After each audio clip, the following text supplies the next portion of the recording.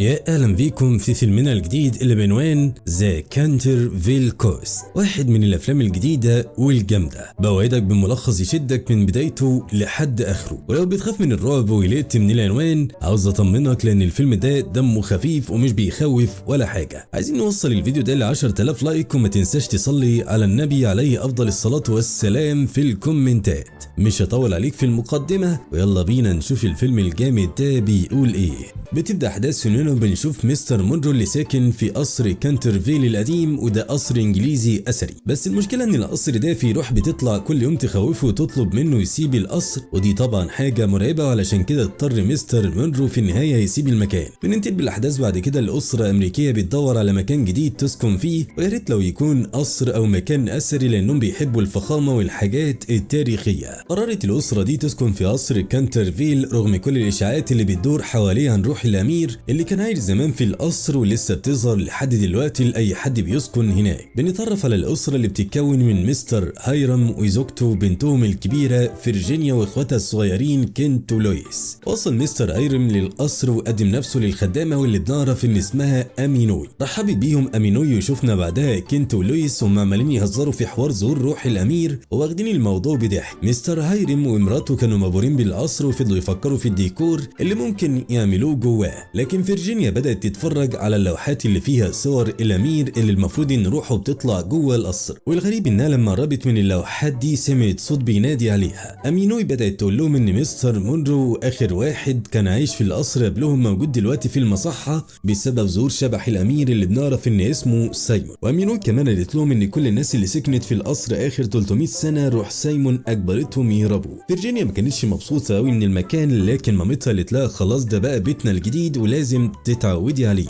وبعدها لاحظت فيرجينيا كتاب في مكتبة القصر واخدته علشان تقراه ودخلت اوضتها. مامتها طلبت منها تنزل تلعب مع اخواتها، لكن فيرجينيا قالت لها انها محتاجة تكون لوحدها. نامت فيرجينيا وفجأة الشمعة اللي جنبها اتطفت ولمحت على الشباك جملة ما كانتش فاهماها مكتوب فيها لما شجرة اللوز تطلع الثمار بتاعتها. استغربت فيرجينيا لكنها كبرت دماغها، وفجأة ظهر شبح الامين سايمون وبدأ يتكلم معاها. سايمون اعتقد ان فيرجينيا مرعوبة منه، لكنها قالت له انها مش خايفة منه لانها قرأت عنه كتير. ظهر بعد كده الشبح بتاع سايمون لهايرام وزوجته لكنهم ما خافوش منه، وسايمون فضل يقول لهم ان ده بيته وانه عايزهم يمشوا ويسيبوه لوحده في القصر. بنلاحظ ان اكتر اتنين كانوا فرحانين بسبب وجود الشبح هما كنت ولويس اللي خدوا راس سايمون وفضلوا يلعبوا بيها كوره والحياه كانت جميله معاهم. في يوم فيرجينيا كانت بتتمشى بالحصان بتاعها وفجاه لمحت شاب راكب حصان، بس المشكله ان الحصان فجاه فضل يجري بسرعه كبيره وكان هيوقعه من على جبل، لكن فيرجينيا قدرت تنقذ الشاب بشجاعه. وبعد كده اتعرفت عليه وعرفنا ان اسمه هنري، وقال لها ان الدوق بتاع المدينه اللي جنبهم. هنري استغرب جدا لما عرف ان فيرجينيا ساكنه في قصر كانترفيل، ووصلت فيرجينيا وهنري للقصر لكنها لاحظت حاجات غريبه زي انها شافت جنايني بيظبط الاشجار مع ان مفيش جنايني في القصر. وفجاه وقعت فيرجينيا في البحيره ورجلها شبكت في النباتات وكانت هتغرق، لكن هنري رد لها الجميل وانقذها. دخلت فيرجينيا القصر وهي مستغربه من كل اللي حصل، وبعد كده شافت سلسله مقسومه نصين، جزء من السلسله فيه صوره سايمون بس الجزء التاني فيه صوره لواحده ست. ولما فيرجينيا سالت امينوي عن الست اللي في الصوره مع سايمون قالت لها ان دي صوره ليان نور مرات سايمون اللي كان بيحبها جدا. كملت امينوي كلامها مع فيرجينيا وقالت لها ان في اشاعات كتيره بتقول ان سايمون قتل مراته، وهو حاول كتير يدافع عن نفسه بس محدش صدقه، علشان كده روحه مش هتهدى غير لما النبوءه تتحقق. فيرجينيا استغربت جدا من كلام امينوي وقالت لها ان النبوءه دي، وقتها امينوي قالت لها انها ما تعرفش عنها حاجه غير ان النبوءه مدفونه في مكان جوه الحديقه محدش يعرفه. شبح سايمون فضل يرخم على اسره فيرجينيا، وفي يوم فيرجينيا اتكلمت معاه في كل حاجه سمعتها وقالت له انها عرفت ان في اشاعات كتيره بتقول ان سايمون قتل مراته. وقتها سايمون اتاثر جدا وقال لها صدقيني انا ما كنتش بحب قد اليانور. كل الحكايه انها في يوم كانت معايا وفجاه وقعت في البحيره وفضلت ادور عليها لكني ما لقيتهاش. حست فيرجينيا ان شبح سايمون مكتئب جدا وعلشان كده اخدته معاه في العربيه وفضلت تسوق بسرعه كبيره، واستغربت جدا لان شبح سايمون كان خايف.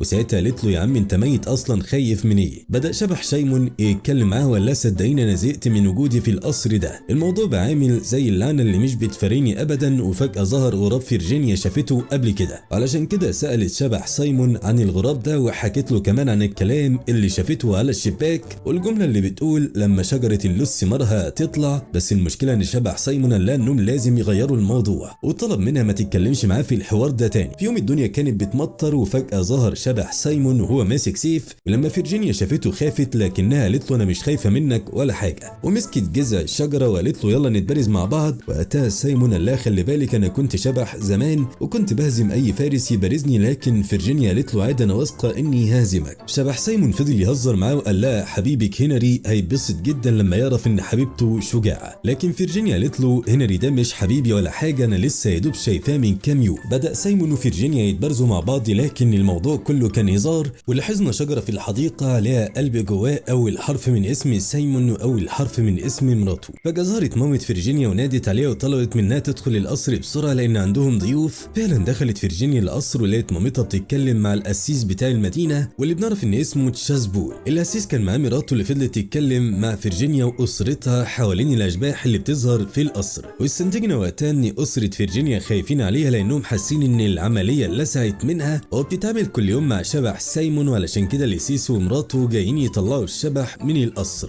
فيرجينيا لما عرفت كده اتضايقت جدا وفضلت تقول لاهلها ان شبح سايمون طيب وعمره ما اذى حد، لكن اهلها طبعا ما كانوش مستوعبين الكلام ده وفضلوا يزعقوا لها. فجاه ظهر شبح سايمون وتلا سيسي تراب ومراته حاولت تسيطر على الوضع وفضلت تتكلم عن التحكم في الارواح، لكن شبح سايمون طلع لهم على المسرح وفضل يخوفهم وقدر في النهايه يطردهم من القصر كله. مامة فيرجينيا اتضايقت جدا من اللي حصل وفضلت تشتكي لجوزها وقالت له بصراحه انا جبت اخري من الشبح ده ولازم تشوف حل وتطرده من القصر. حاول مستر هايرام يهدي مراته لكنها قالت له انها عاوزه تعمل عزومه كبيره، اكيد شبح سايمون هيظهر في العزومه وهيسبب لها احراج كبير. فيرجينيا كالعاده بدات تدافع عن شبح سايمون لكن مامتها اتنرفزت عليها جدا، وساعتها فيرجينيا قالت تريحها وفضلت تقول لها ان الشبح ده وحش جدا وهي هتبعد عنه. في يوم كان شبح سايمون سهران كالعاده في القصر وفجاه شاف عفريت خوفه هو شخصيا، لكننا عرفنا ان دول كنت ولويس وكانوا حابين يغلسوا عليه. ظهرت بعدها فيرجينيا وفضلت تتكلم مع شبح سايمون ولاحظت انه متغير معاها، وعلشان كده سالته عن السبب، لكن سايمون قال لها لو سمحتي مفيش داعي نتكلم مع بعض، انا القدر حكم عليا افضل ساكن هنا ويفضل اللي حصل مع مراتي بيطاردني، لكني مش هسبب لك مشاكل اكتر من كده مع اهلك، وسابها ومشي. اتقابلت فيرجينيا بعد كده مع هنري وفضلت تقول له انها عاوزه تساعد سايمون باي طريقه، وراحت معاه عند شجره اللوز وقالت له ازاي الشجره دي هتطلع ثمار وشكلها اصلا مش بتطلع اي ثمار من سنين بعيده. لكن فجاه ظهر سايمون وهو متنرفز جدا لانه عرف ان المدينه اللي هنري هو الضوء بتاعها كان بينهم وبين سايمون خصومه زمان. هنري خاف جدا من سايمون خصوصا ان سايمون كان ماسك سيف، وطبعا الموقف ده احرج فيرجينيا جدا وعلشان كده زعلت من سايمون وهنري سابهم ومشي. مستر هايرم طلب سايمون في مكتبه قال له النهارده عندنا عزومه فيها ناس مهمه هوريهم اختراعي، يا ريت من فضلك ما تعملش اي مقلب من بتوعك علشان ما تحطناش في موقف محرج مع ضيوفنا. لكن سايمون قال له ده بيتي واعمل فيه اللي انا عاوزه. طبعا الكلام ده نرفز مستر هايرم وعلشان كده فضلوا يزعقوا مع بعض، بس هايرم قدر يقنع سايمون في النهايه يبعد عن المناسبه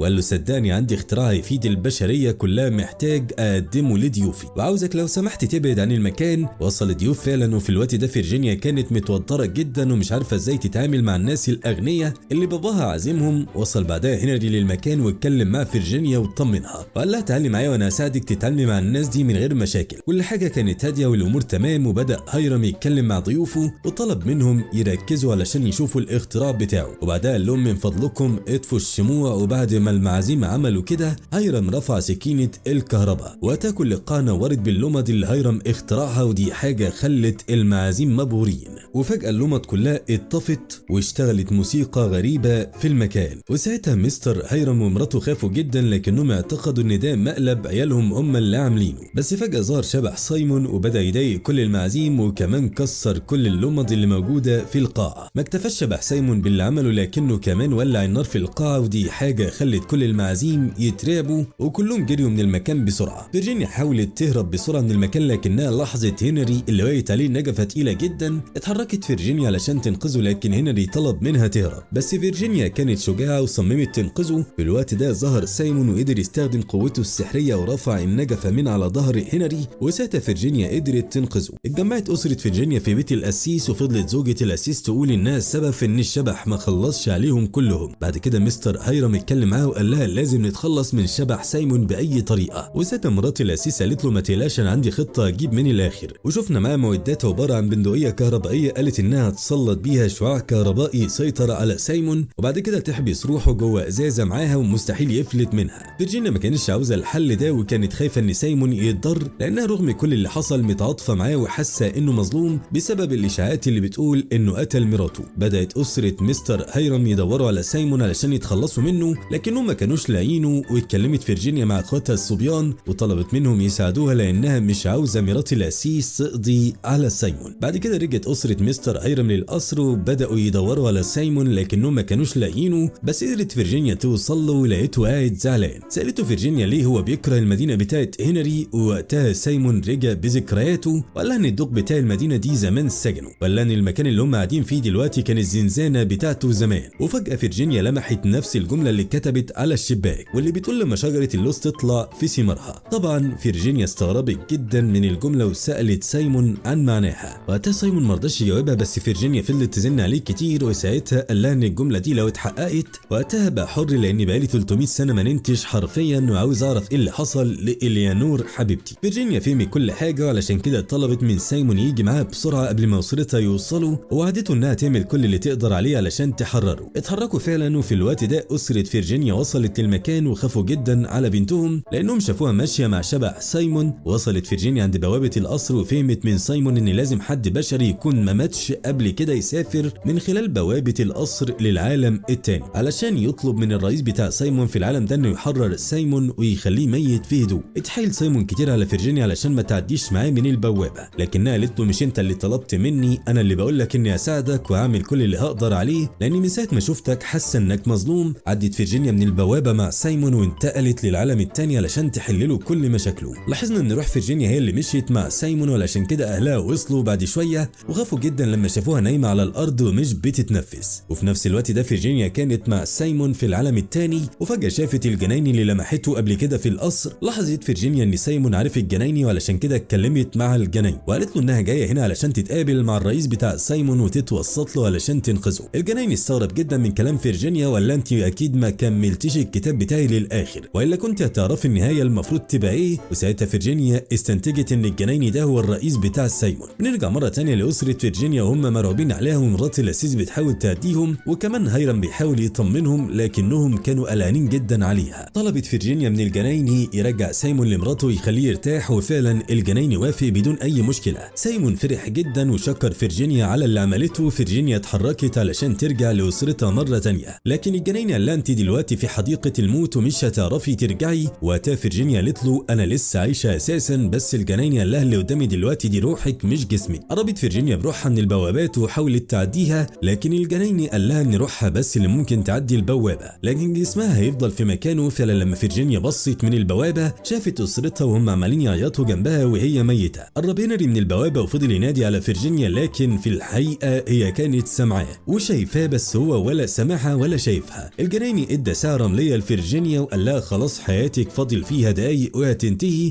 وساعتها سايمون طلب من الجنايني يدخلوا مع بعض في مبارزه، ولو سايمون انتصر الجنايني يسيب فيرجينيا ترجع لبيتها. وساعتها الجنايني قال له خلي بالك لو انا انتصرت انت وفيرجينيا هتفضلوا هنا للابد. بدات المبارزه بينهم، لكن للاسف الجنايني كان اقوى بكتير، وده لان الرئيس بتاع سايمون اساسا قدر يهزم سايمون. لكن في الوقت ده دخل هنري للمكان، وفيرجينيا خافت عليه جدا وقالت له انك موجود هنا ده معناه اساسا انك ميت. لكن هنري قال لها انا موجود هنا علشان انقذك، وحتى لو ده معناه الموت كفايه اننا هنفضل مع بعض للابد. واعترف لها انه بيحبها. استمرت المبارزه بين الجنايني وسايمون، لكن للاسف قدر الجنايني ينتصر، بس سمح لفيرجينيا وهنري يرجعوا مره تانيه في مقابل ان سايمون يموت وروحوا تقابل حبيبه إليانور. حاولت فيرجينيا تقنع سايمون باي حل تاني لكنه رفض، وفي اللحظه دي تحول سايمون لتمثال من الحجاره. مستر هايرن كان بيحاول في الوقت ده يستخدم اكتشافاته في الكهرباء علشان يصحي بنته، وفعلا في النهايه قامت فيرجينيا واستنتجنا وقتها ان فيرجينيا وهنري رجعوا للحياه الطبيعيه مره تانيه. لاحظت فيرجينيا ان بوابات القصر بقت بتتفتح بشكل طبيعي. لما دخلت من البوابه شافت تمثال سايمون وحست كمان بروحه وهي مرتاحه مع روح حبيبته إليانور. افتكرت فيرجينيا في الوقت ده كلام الجنايني لما قال لها ان الوقت في الحياه بيعدي بسرعه، علشان كده هي كمان قالت لهنري انها بتحبه. وانتهى الفيلم بانهم اتجوزوا والقصر كله بقى هادي لان روح سايمون خلاص بقت مرتاحه مع روح حبيبته. وعاشت فيرجينيا مع هنري في سعاده والسلام. وبس كده بيخلص فيلمنا. اتمنى تكونوا استمتعتم معانا، واستنونا في افلام كتيره جايه قريب. سلام.